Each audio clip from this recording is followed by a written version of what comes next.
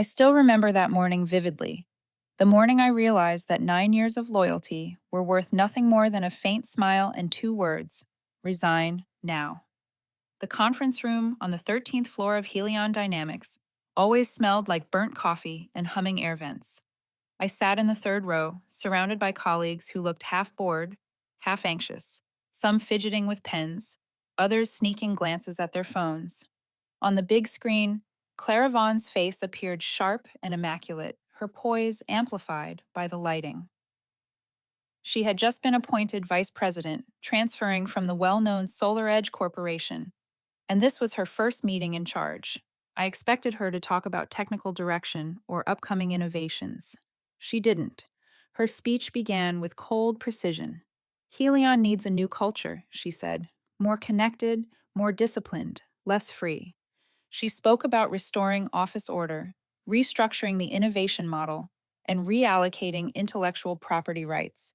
My pulse spiked at that last phrase. Starting next quarter, Clara continued, her tone steady, any idea, product, or AI model developed by Helion employees on or off the clock would be registered as company property. No exceptions. The room went silent. Around me, a few heads lowered. Others froze, pretending neutrality. I thought I'd misheard her. Then the words echoed again, perfectly clear. All personal inventions would belong to the company. I'd been with Helion for 9 years. I joined when the company had just 2 office floors and a single server that groaned through the night. We survived power outages, patched code in the dark, and laughed the day our AI finally stabilized. I never thought the company would one day treat us like assets to be restructured. I raised my hand, calm and deliberate. What if an employee writes an algorithm at home, after hours, using personal equipment? Does that still belong to the company? Every eye turned to me. Clara paused for just a second, then smiled, the kind of practiced smile you learn in executive coaching. If that solution aligns with Helion's technological vision, she said smoothly, then of course it belongs to us. If you find this policy unsuitable, she tilted her head slightly, you may submit your resignation. No one breathed. I could hear the hum of the air conditioner and the beat of my own pulse in my ears. I looked straight at the screen. Understood, I said.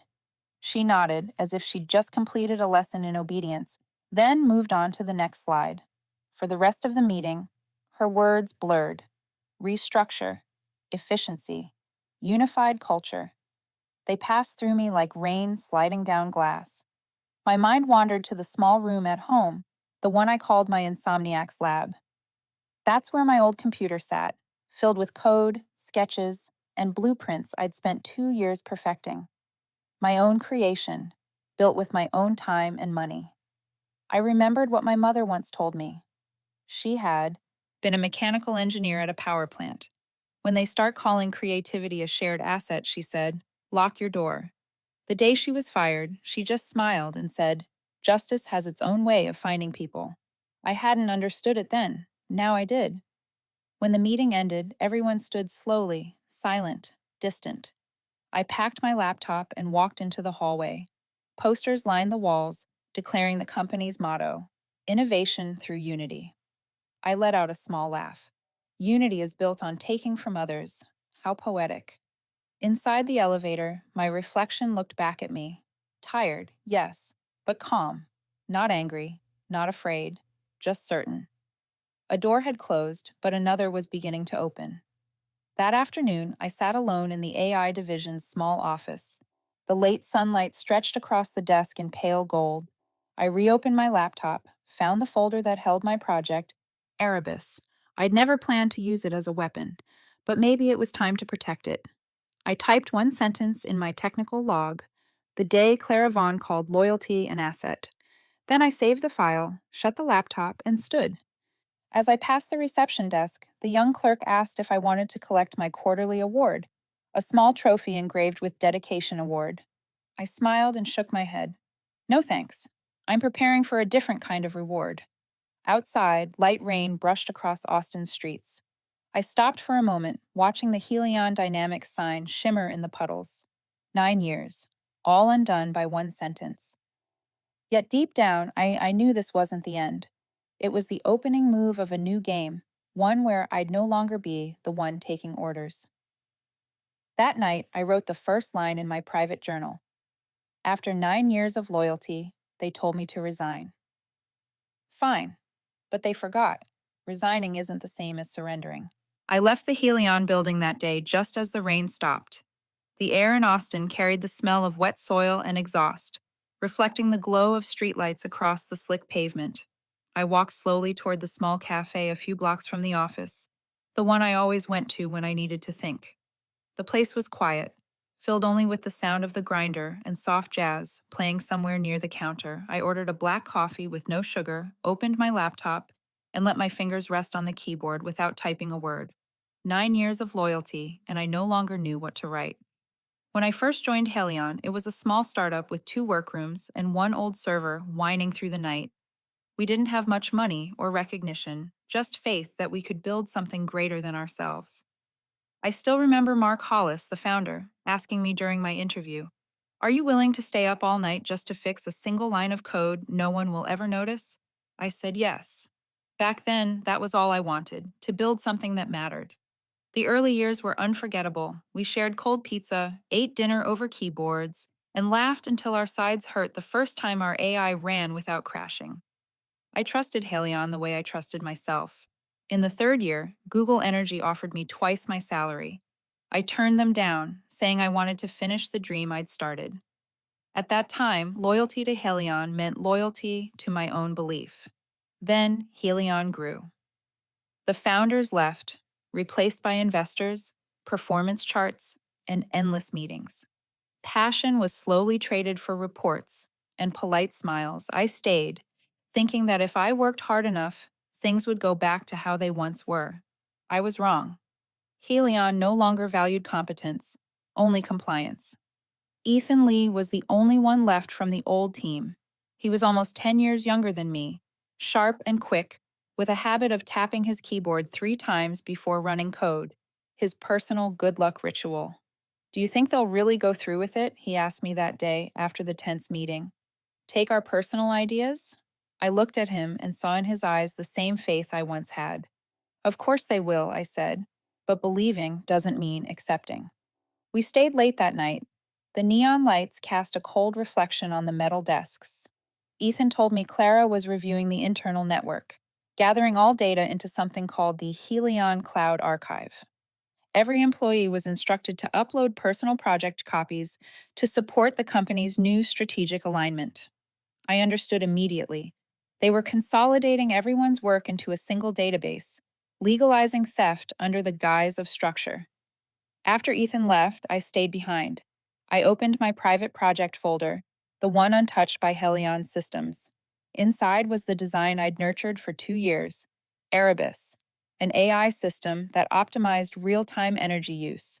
It could predict consumption patterns and redistributes supply based on climate conditions, cutting waste by up to 20%. Helion had rejected it once, calling it too complex to fund. I didn't stop. I kept coding through the nights, on my own laptop, saving every line, every log, every hour. I thought of my mother. She had been a mechanical engineer in Dallas, fired after exposing senior managers for stealing her design. That day, she came home holding her termination letter, smiling faintly as she said, "Never let anyone take what you've created. If they can't respect it, let the law teach them." I hadn't understood her then. Now I did, word for word. The following week, Clara started visiting our department more often. She walked in as if the office were her stage. "Amelia," she said, "I heard you're testing a simulation model that sounds intriguing. Mind sharing a draft so I can take a look?" Her tone was soft, polite, but I knew exactly what she wanted. Ethan glanced at me and shook his head slightly. I smiled. "It's not ready yet," I said. "I'll let you know when it is."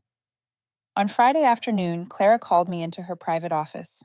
The lights were dim, curtains half drawn, just enough to highlight her smile. "Amelia," she began, "I need loyal people during this transition. You're smart, capable, but sometimes I feel you're not aligned with the company's direction." I stayed silent. She stepped closer, lowering her voice. "Intelligence is valuable, But in an organization, loyalty is what keeps you safe. I looked her straight in the eye. I understand, I said slowly. But it depends on who that loyalty belongs to. A brief pause. Clara tilted her head, her smile freezing in place. I hope you choose the right answer, she said. That night, after everyone had gone, I stayed again. The office was silent except for the soft rain outside. I plugged in a small USB drive, backed up everything: data, logs, and the recording of my conversation with Clara. Then I drafted a resignation letter, left it in my email drafts. The first line read, I hereby resign. I stared at it for a long while, then closed it. I wasn't ready to send it yet. Not until I was done. Walking home, I knew I'd crossed a line. Tomorrow, I will no longer be a loyal Helion employee. I would be the one protecting what was mine. Clara thought I only knew how to bow my head, but she didn't know. Loyalty and silence aren't the same thing. And when they start calling creativity a shared asset, that's when I start locking my door. I arrived at the office earlier than usual the next morning. The sky over Austin was still covered in fog, and only the lobby lights of the Helion building were on. I went straight to my desk, poured a strong cup of coffee, and opened my laptop. Last night, I had reread my entire employment contract. I wasn't looking for anything in particular, just wanted to make sure what I was about to do was still legal. And then I found it. A small clause buried in the appendix stated that all creations developed during or outside of working hours, but related to Helion's current or future technological direction, would be considered intellectual property owned by the company. It looked harmless at first glance, but to someone with a little experience in IP law like me, it was a quiet declaration of war. I printed the clause, drew a red line under it, and slipped it into a separate folder. Not because I planned to sue immediately, but because I needed to remember. These people once tried to take everything without ever saying it outright. Clara arrived at exactly 8:15, as she always did. She walked past my desk without stopping, but her gaze lingered for half a second, long enough for me to know she knew. Around 9, every employee received an email from HR titled Internal Security Policy Update. I opened it, and the first line made me freeze.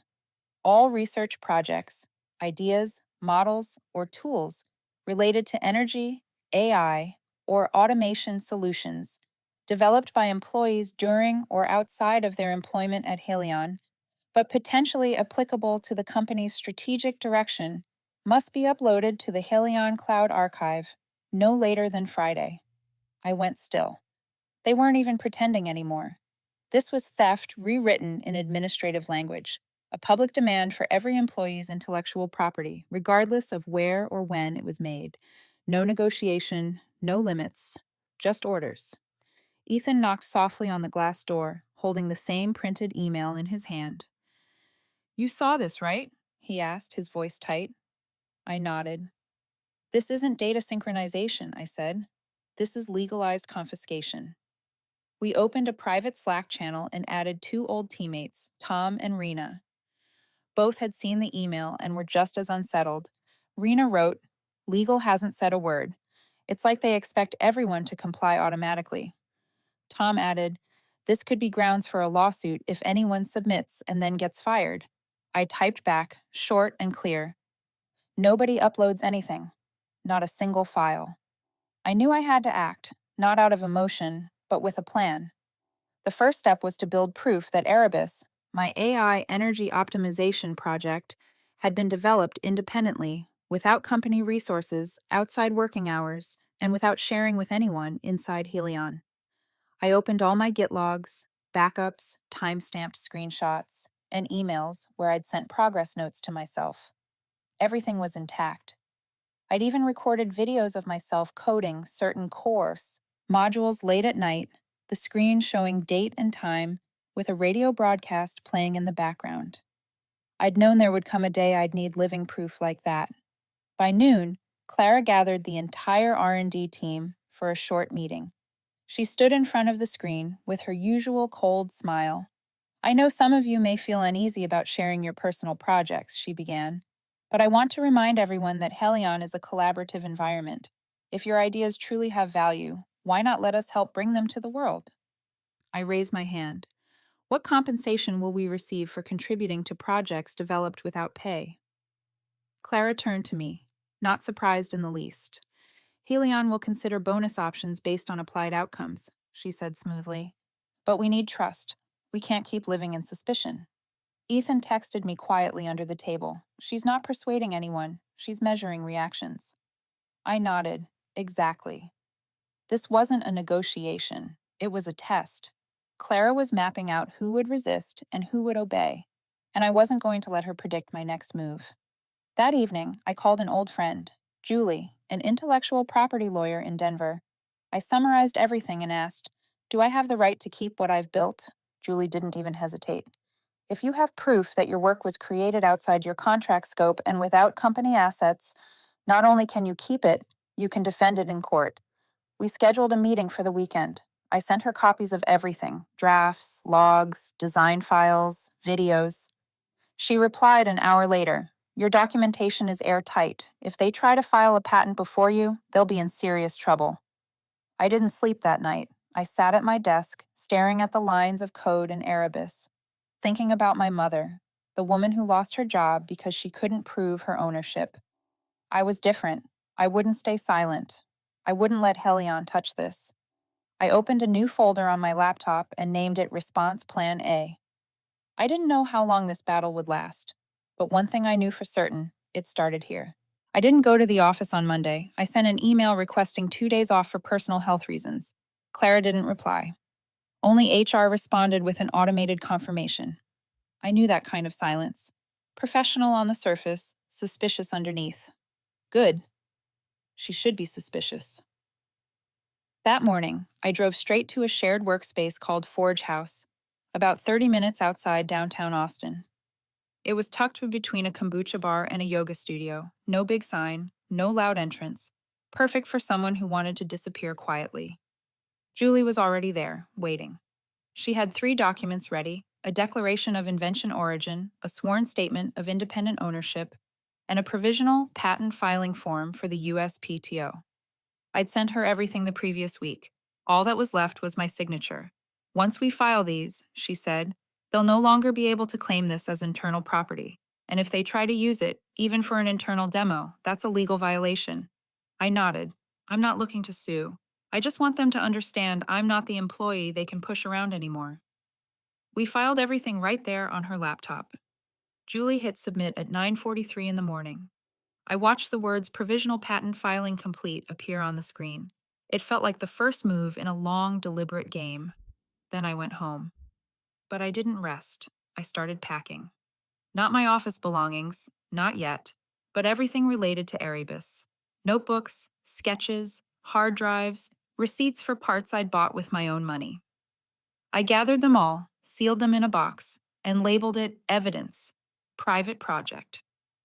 I also recorded a short video walking through my workspace, explaining the process, the tools, and how I ensured I never used any Helion resources.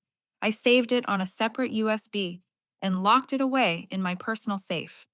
That night, I wrote my resignation letter, not to send, but to prepare. Every sentence was chosen carefully. No blame, no emotion, only facts and a statement of independence. I didn't want them twisting my words later. Tuesday morning, I returned to Helion.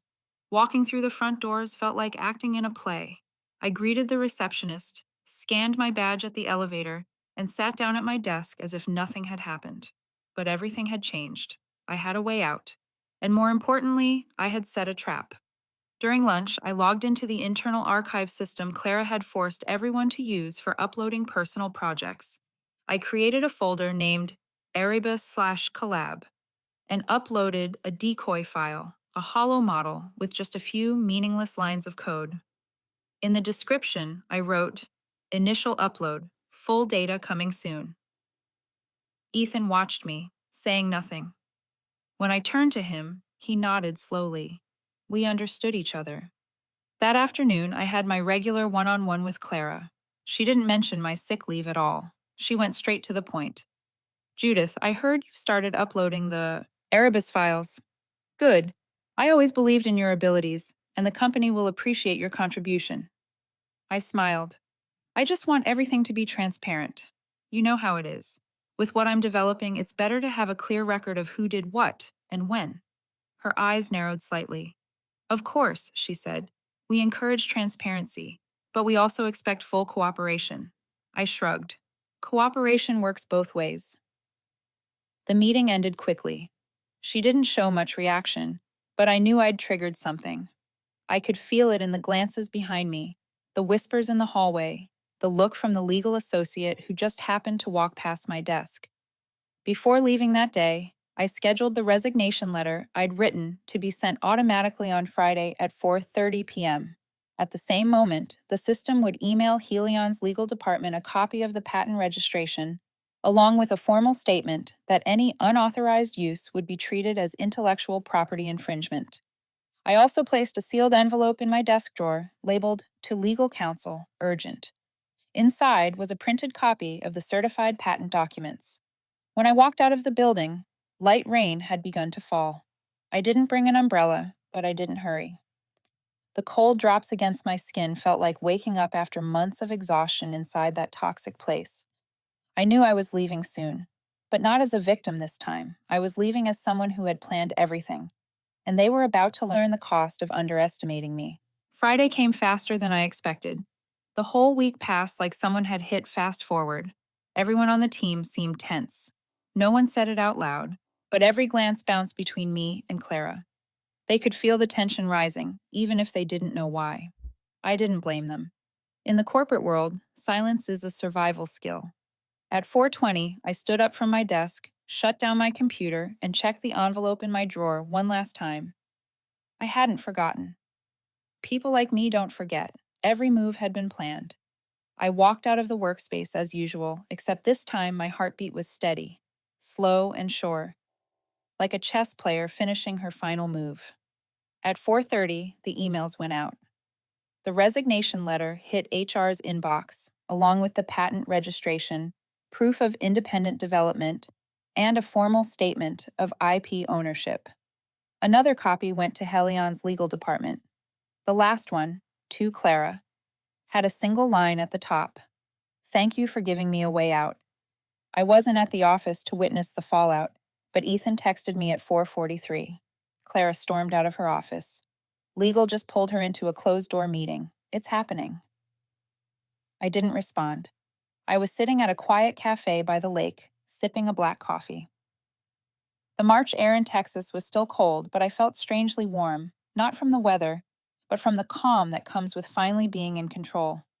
That evening, I received an email from someone I didn't expect. Derek, head of legal. Subject line, patent filing inquiry. Immediate review needed. His tone was polite and cautious, and he requested a meeting on Monday morning to discuss the ownership status of the Erebus technology. I replied with one sentence, gladly. Please ensure all relevant legal, management, and HR representatives are present. The meeting was scheduled for 9 a.m., 12th floor conference room, the same one used for major partnership negotiations. I arrived on time, wearing the black blazer I kept for serious occasions. Not to look intimidating, but to remind them I wasn't the quiet engineer sitting in the corner anymore. Today, I was the one setting the tone. Inside were Clara, Derek, an HR representative named Maya, and one unfamiliar face, a middle-aged man introduced as Jason, Helion's chief operating officer. He didn't speak, just watched. Derek started in a calm voice. Judith, thank you for coming. First, we want to confirm that we received your documentation, and it's under serious review. I nodded. I'm here to ensure everything remains clear, lawful, and fair. Clara's eyes narrowed slightly. Judith, we never intended to take credit for your work, but the fact that you developed technology directly connected to the company's roadmap, even off hours, raises ownership concerns. I turned to Jason. I developed this project using my own equipment, my own time, my own funds.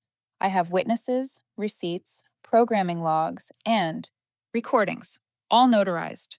Erebus is not part of my employment contract. I use no Helion resources. I don't need permission. I need respect.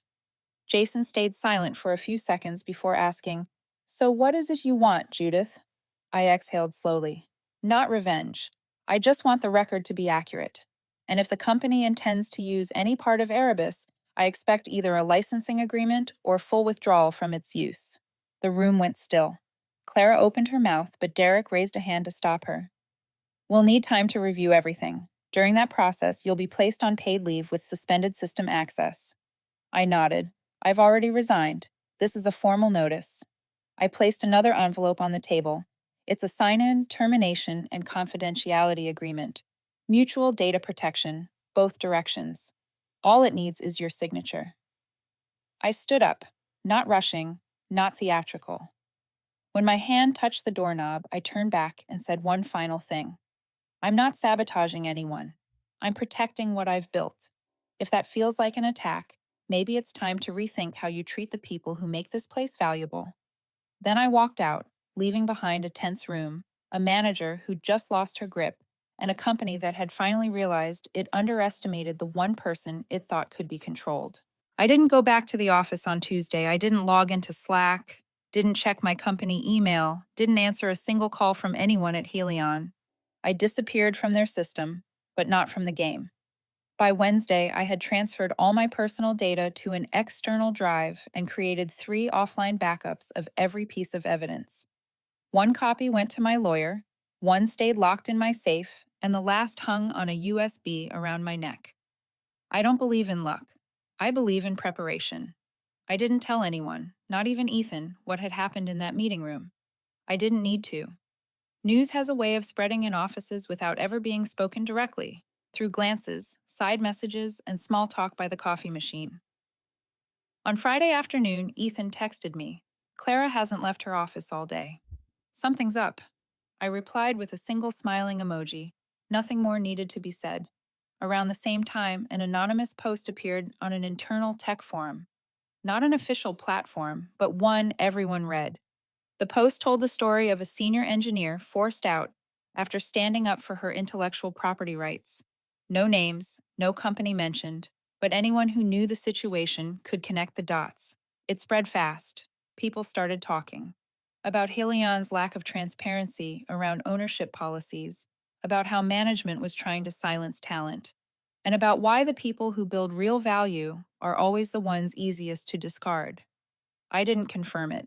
I didn't deny it either. Every reaction of mine was deliberate. That was part of the strategy. I moved my work to a small co-working space on the edge of Austin. Strong Wi-Fi, comfortable chairs, and a coffee machine that never stopped humming. I worked for myself now, not for Helion, adding 2 new features to Erebus I'd never had time to finish: a real-time cost optimization engine and an operational risk prediction module. I also met again with my lawyer, Reggie, an older woman who used to be on Tesla's legal team. She went through my documents, nodding as she read. You did everything right, she said. Now, we wait. How long? I asked. She smiled. Until they realize they need you more than you need them. A week later, I got another email from Derek, Helion's head of legal. His tone had changed. No more formal courtesy. It sounded urgent. Judith, we'd like to arrange a private discussion. No Clara, just Jason and me, possibly with a senior executive present if necessary. I wrote back 3 words. I'll think about it. Meanwhile, Helion was starting to unravel. A new project called Helion Path was set to be unveiled at the Southern Tech Conference, but the source code was failing. It resembled Erebus, but without its core structure. An old colleague messaged me. Judith, they're trying to rebuild what you made without you. It's collapsing from the inside. I stayed silent. That silence began to hurt them. Inside the company, Clara grew increasingly isolated. A recording leaked from a team meeting where she said, "Ideas belong to the collective. Individuals don't matter." The backlash was instant. Everyone knew she was trying to erase her tracks. But it was too late. And me? I waited. I learned this early in my career. When you can't control the system, make the system lose control first. And sometimes, silence is the sharpest tool you have. Finally, on a Monday morning, a direct message came from Jason. No email, no intermediaries. We're ready to negotiate if you still are. I took a sip of coffee, smiled, and typed my reply. I've got time now. I arrived on time, not too early to seem eager, not late enough to lose the upper hand. Inside me was a strange calm, like the eye of a storm arriving after the wind. When I stepped into the hotel lobby where they had chosen to hold this internal meeting, I wondered if they really understood who they were facing. Derek, head of Helion Legal, stood to greet me. Jason, the product director, nodded with a cautious look. Clara was not there. Maybe finally, someone realized leaving her out was the smartest move they had made since this all began. We sat down. Derek opened with the usual tone you use when negotiating the price of an apartment, not when addressing a serious intellectual property dispute. Judith, first of all, thank you for coming. We regret the recent misunderstandings. We hope today we can resolve issues professionally. I did not answer. I looked at him and nodded, signaling him to continue.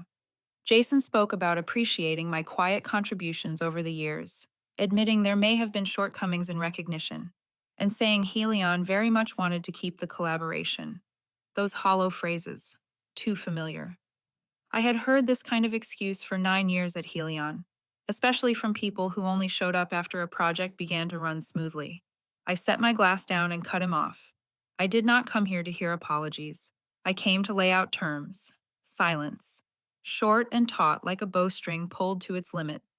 I reached into my bag, took out 3 binders, and placed them in front of them one by one. Copyright registration documents.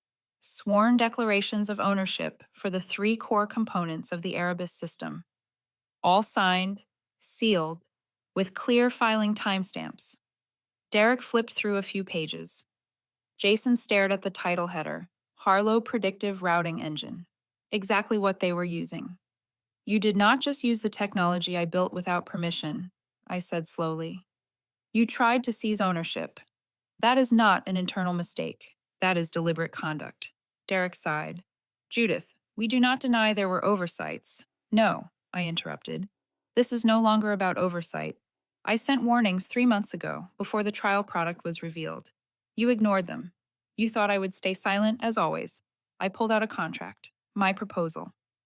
The final draft was prepared by my lawyer. These are my demands.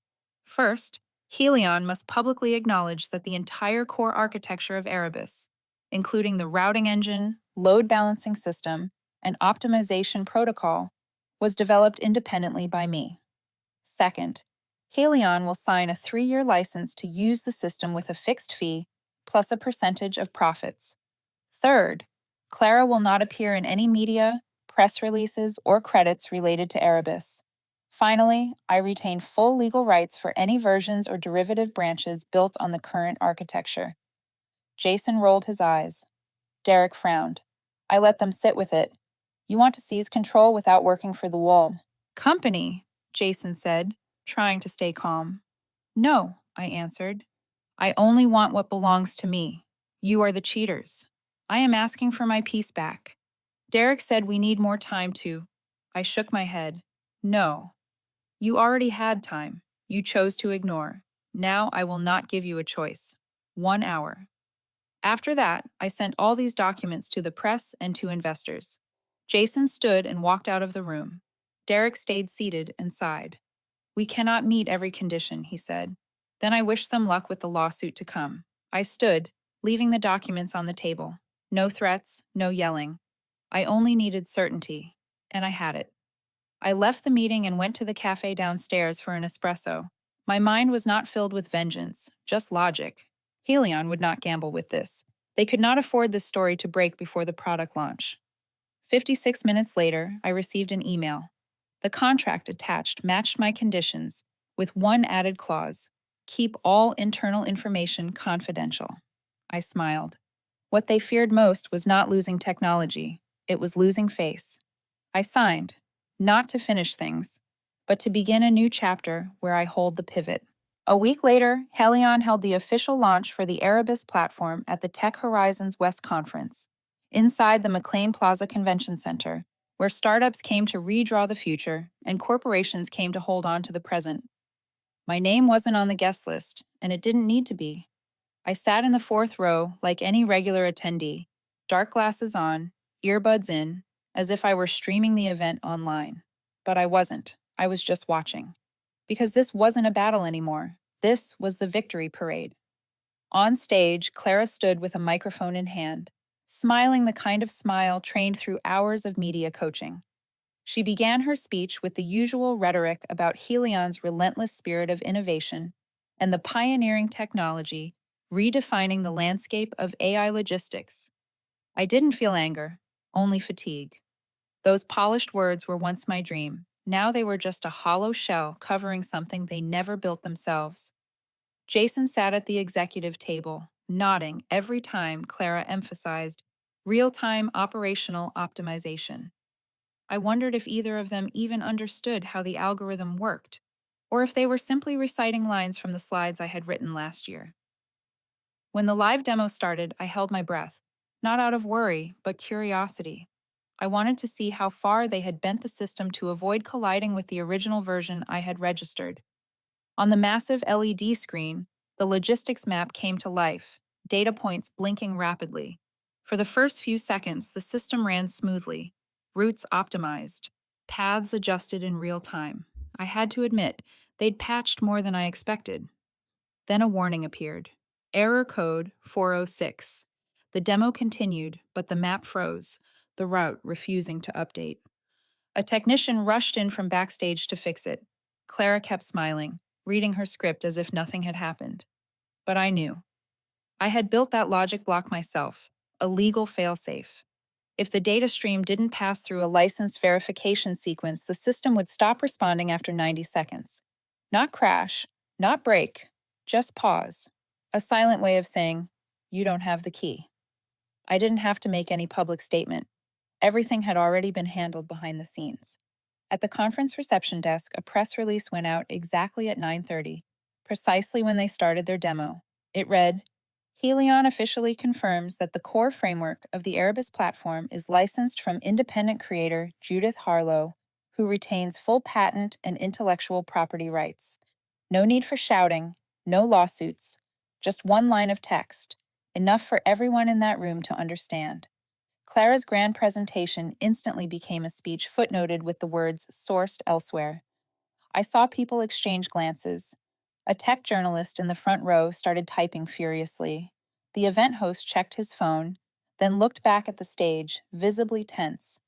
Then came the email. A friend from the startup world, the same one who'd once asked why I didn't go solo, sent me a link. Helion launches Erebus using licensed technology from a former engineer forced out of the company. It was from a major tech publication, less than 30 minutes old, already with over 2,000 shares. The article included contract excerpts, screenshots of the patent filing, and even an audio recording of my meeting with Clara. I didn't know who had leaked it, but clearly someone had finally had enough of her. I smiled, not out of triumph, just relief. Everything that needed to be said had been said, without me. Midway through the presentation, someone handed Clara a piece of paper. She read it, and her face froze. She rushed through her closing lines and walked off stage to a thin round of applause. Jason didn't look at her. I stood, took off my glasses, and left the hall as they fumbled with the closing slides. Outside, the sunlight was brilliant, a perfect day to stop being forgotten. I didn't go back to the conference. There was no need. I used to think that if I ever won, I'd want to stand in the main hall, face Clara, and say something cutting. But I didn't. She had already fallen by the very weapon she'd underestimated most, intelligence that was organized and legally protected. I stopped by my usual cafe on the corner of Parker. The owner nodded at me as if I were a regular, even though I'd only been there a few times. Maybe it was because I never asked for the Wi-Fi password, never ordered trendy drinks. I just said, black coffee, no sugar, no ice. I sat in the corner, opened my laptop. My inbox overflowed, over 200 unread emails, most of them interview requests, collaboration offers, or private consulting invitations. A few investors wanted to meet. A CTO from the company that once rejected my demo sent an email with only 3 words. Judith, I'm sorry, I didn't read them all. I didn't need to. I clicked on one from Dorian, founder of Anzen Labs, a startup I'd quietly followed for almost a year. He once said at a conference, innovation without ownership is just charity. That line had haunted me for months after I left Helion. His email was short and clear. Your system is too good not to grow. We're ready to go long term. You lead. We support. Friday afternoon work for you? I took a sip of coffee and opened a file labeled Judith AI Ops V1.1, something I had quietly been developing ever since being pushed out. Not for revenge, for the purpose. To build something truly efficient, free from corporate politics and strategic hypocrisy. I saved the file and closed the laptop, no rush. Some things deserve to begin in silence, like seeds in good soil, unseen but resolute. On the way home, I passed the Helion building. The digital banner in the lobby no longer mentions Erebus. No Clara, no Jason. Just the same tired slogan about human values, empty as an outdated PR pitch. I didn't go inside. I didn't even look up at the floor that used to be my office. I just stood there for 30 seconds, long enough to confirm what I already knew. I no longer belonged there, and maybe I never truly did. At home, I pulled out an old box.